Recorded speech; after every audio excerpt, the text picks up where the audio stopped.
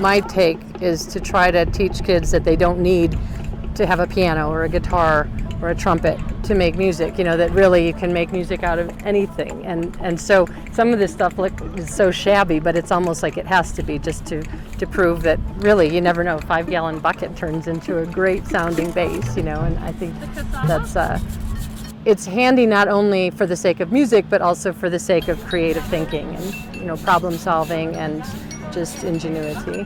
Well, music, as it's been said, is a universal language. So it's really a way for people to interact. It's a way for kids to get along, to learn to work as a group, as well as just enjoying the beauty of music. I mean, it's a wonderful means of expression. So I try to instill both of those things with kids, group dynamics as well as the joy of making music. And it's wonderful to see the kids sort of let loose. Even shy kids will sort of be afraid to start playing, and then if some of the kids that aren't afraid get going, then the quieter ones will pick up something, and by the end of the session they're contributing just as much as anyone, and that's really gratifying to see. What I'm doing is showing my homemade banjos, so that would be the art of lutherie. Somebody told me that they had heard you can make a banjo out of a plank of wood and a coffee can, and that's literally the only thing I had to go on. So I just sort of experimented from there. The plank banjo is very straightforward. It's just made out of one plank of wood. I use lodgepole pine because that's a local wood.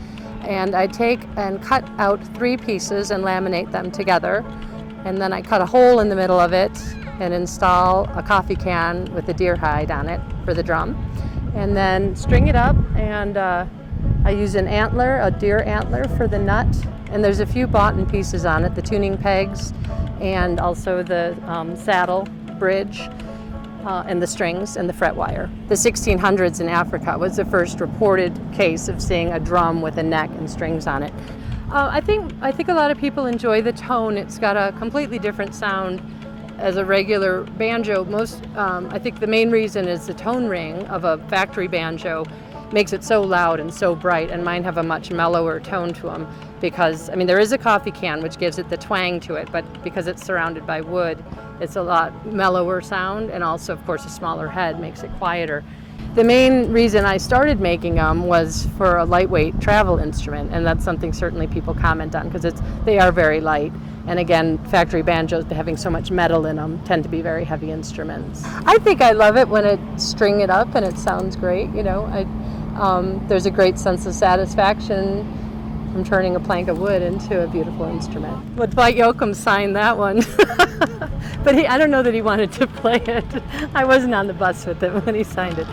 I had Doc Watson play one once, just a little bit, so that was probably the most famous person that played one. My feeling is that the world is moving so quickly, everything is so amped up, that there's sort of an innate desire in humanity to get back to a simpler way of being.